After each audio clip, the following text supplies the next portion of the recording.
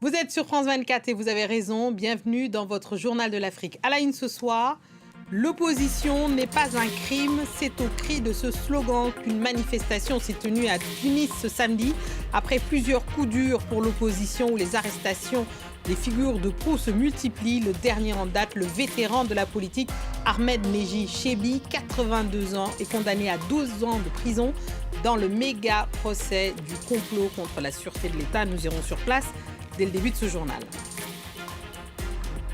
On parlera aussi de la Coupe du Monde maintenant que les 9 équipes africaines confirmées connaissent désormais leurs adversaires. Des tirages difficiles pour certains. À ceux qui disputeront leur premier mondial, nous entendrons la réaction des fans.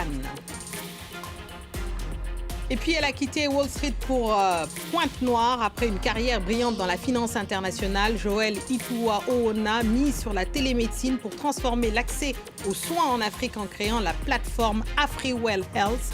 Elle incarne cette nouvelle génération d'entrepreneurs du continent qui innovent pour le bien commun. On ouvre ce journal par la Tunisie où l'opposition accuse un nouveau coup dur. Ce jeudi, c'est le vétéran de la politique Ahmed Neji Chebi qui a été arrêté. Il avait été condamné à 12 ans de prison dans le méga procès du complot contre la sûreté de l'État. Malgré cette arrestation qui s'ajoute à celle de 2 autres opposants dans le même procès, des jeunes militants de la société civile continue de mener le combat dans la rue. Une manifestation sous le slogan « L'opposition n'est pas un crime » s'est tenue à Tunis ce samedi. Nos correspondants Hamdi Tili et Lilia Blaise y étaient. Plusieurs centaines de personnes se sont réunies à Tunis et scandent des slogans contre le président Kais Saied et son gouvernement. Pour eux, la répression a atteint un seuil critique selon les communiqués de diverses ONG, notamment avec l'arrestation cette semaine des 3 derniers opposants qui étaient en liberté provisoire dans le méga procès du complot contre la sûreté de l'État. Aujourd'hui, dans les premiers rangs de cette manifestation, beaucoup de jeunes, les enfants des prisonniers politiques qui poursuivent le combat, mais aussi des militants de la société civile auxquels se sont joints les partis politiques.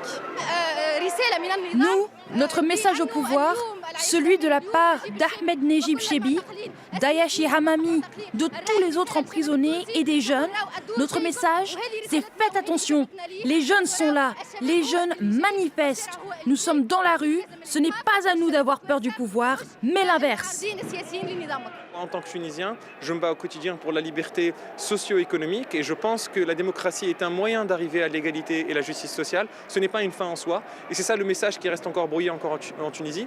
Là, il y a un clivage pour la démocratie ou contre la démocratie parce que certains voient que la démocratie est une fin alors que non, la démocratie n'est juste qu'un moyen d'arriver à plus de justice et d'équité.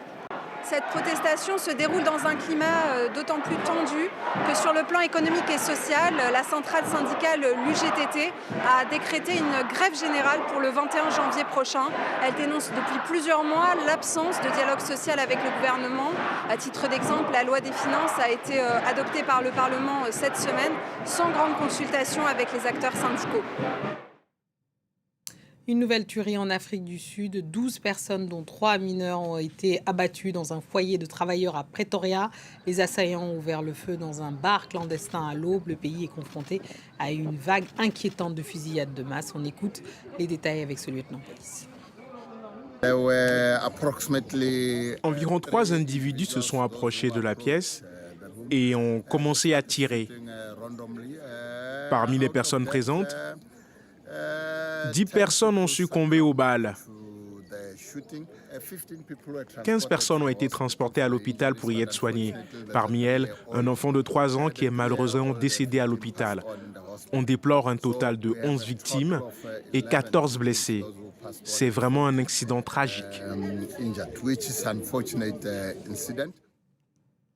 À 6 mois de la Coupe du Monde et depuis les tirages au sort des poules, les 9 équipes africaines déjà confirmées connaissent désormais leurs adversaires.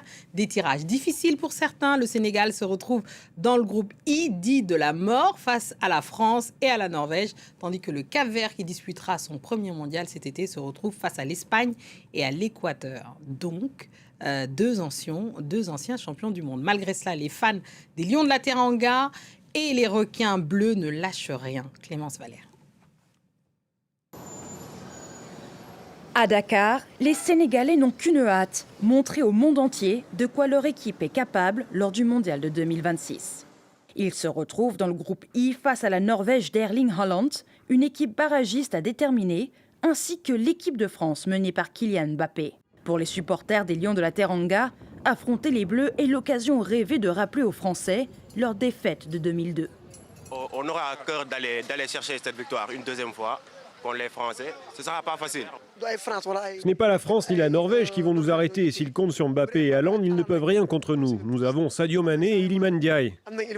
Cependant, pour certains fans, la prudence reste de mise. Les adversaires des équipes africaines restent redoutables. Le Maroc devra batailler contre le Brésil, tandis que la Côte d'Ivoire, championne d'Afrique en titre, devra affronter la Mannschaft.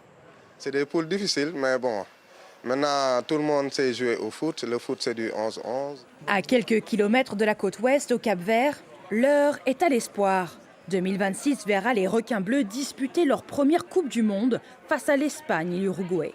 Un moment historique pour l'archipel et ses habitants. On s'est qualifié, ça n'arrivera pas tous les jours. La prochaine fois qu'on se qualifiera, on ne sera peut-être pas là. Donc allons-y cette année, maintenant, parce que c'est maintenant qu'il faut les aider. L'Afrique compte sur ses représentants pour briller dans cette Coupe du Monde qui verra pour la première fois 48 équipes s'affronter pour le titre. Allez, on passe à notre focus de ce samedi soir qui s'intéresse à une femme qui a changé de vie pour répondre à un défi crucial en Afrique, l'accès aux soins de santé.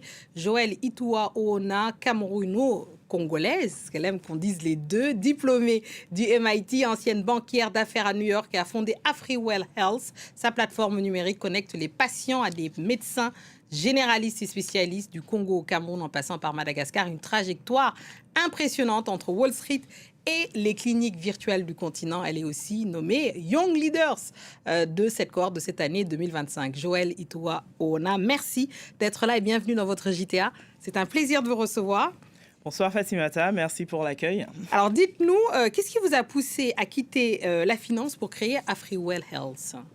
Alors, il faut savoir, déjà dans la finance, je couvrais déjà le secteur de la santé quand j'étais à New York en banque d'investissement sur les fusions et acquisitions, ainsi que les mises publiques sur les marchés. Ce qui m'a poussé à quitter, c'est véritablement le constat qu'en Afrique, on a un véritable besoin. Nous avons voulu nous concentrer sur l'accès rapide et simple pour la patientèle en Afrique. Il faut savoir que durant mes années dans la santé, j'ai constaté que 4 patients sur 10 en Afrique n'avaient pas accès aux soins primaires. Et cela engendre le fait qu'un enfant sur 6 va mourir avant l'âge de 5 ans sur le continent. Nous avons aujourd'hui un docteur pour 5000 patients en Afrique. Et si nous voulons rattraper des ratios européens, voire américains, il nous faudra environ 200 ans. Sans une rupture technologique véritable, nous n'y arriverons simplement pas. Et donc, nous avons voulu s'insérer dans cette brèche-là et créer la rupture technologique pour prodiguer un accès rapide et simple à la santé pour les patients en Afrique. Et vous, c'était une évidence de laisser New York derrière vous, d'aller à Pointe-Noire ? Enfin, on peut se poser la question. Certains font le chemin inverse. Hein. Donc, je suis désolée de poser la question comme ça. Comment est-ce que ça vous est venu ? Vous vous êtes dit, il faut y aller après ce constat fait sur les besoins de santé ? Alors, cela renvoie à un appel citoyen à cette époque. Il faut dire que j'avais aussi beaucoup profité de New York, évidemment. Ceux qui voudraient faire le chemin inverse, je ne leur en empêcherai pas. Mais j'ai toujours été engagé pendant mes études, à partir de mes études et au-delà, dans des associations qui prônaient le retour en Afrique. À l'ESCP, à Paris à l'époque, j'avais j'ai fait l'Africa Business Club, Oser l'Afrique. Et donc, je savais que c'est un appel auquel il aurait fallu que je réponde un jour ou un autre.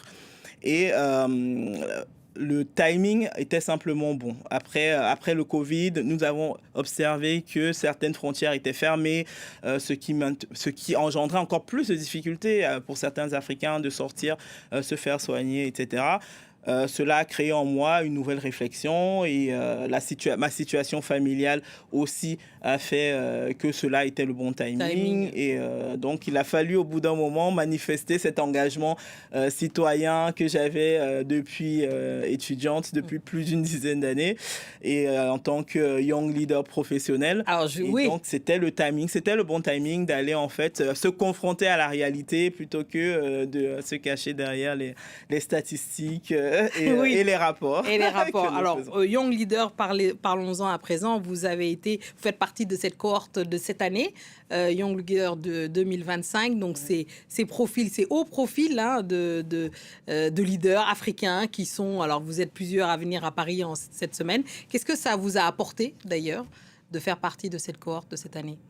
Alors, j'ai rejoint la promotion de Young Leader de la French African Foundation cette année en 2025 et je rejoins une cohorte d'alumni, d'à peu près 300 alumni depuis la création de la fondation en 2019.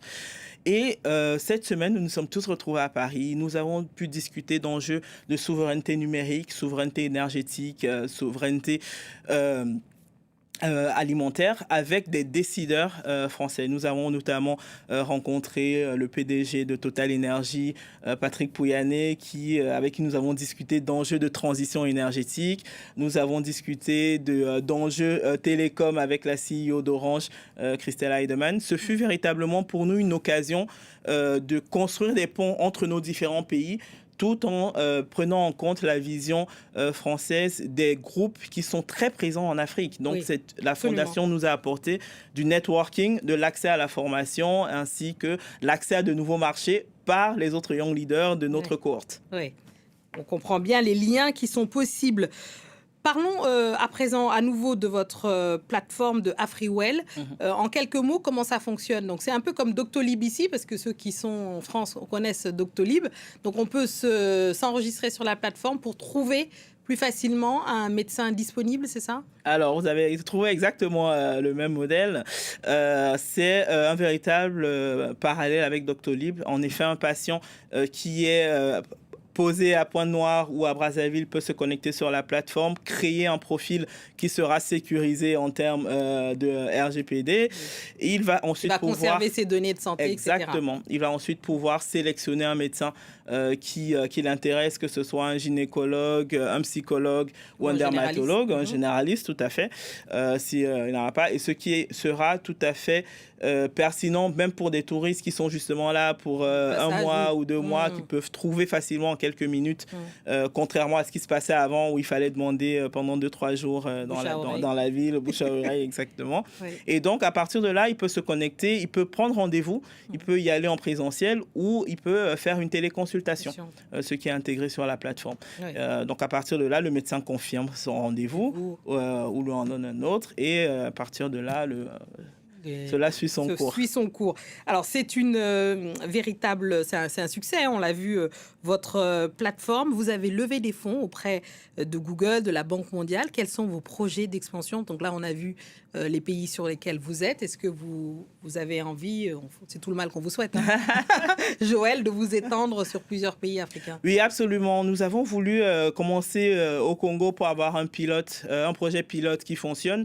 Nous envisageons de nous étendre sur toute l'Afrique francophone en passant d'abord par la RDC, ensuite par la CEAC et étendre sur l'ensemble de l'Afrique de l'Ouest. Et ensuite, si le projet continue de bien fonctionner, nous espérons avoir des partenariats en Afrique anglophone et s'étendre sur l'ensemble du territoire et être véritablement la référence pour la téléconsultation en Afrique. C'est tout le mal qu'on vous souhaite, vraiment. Félicitations, bravo. Merci, Joël Fatimata. Itoa-Oona. On reparlera évidemment de vous et vous reviendrez nous en parler quand vous aurez conquis le reste du continent. Merci beaucoup, merci d'être venu. C'est la fin de ce journal. Merci à tous ceux qui nous ont suivis partout dans le monde et en particulier ce soir de Tunis à Kinshasa en passant par Pointe-Noire. Voilà, restez avec nous car l'actualité continue sur France 24. Merci.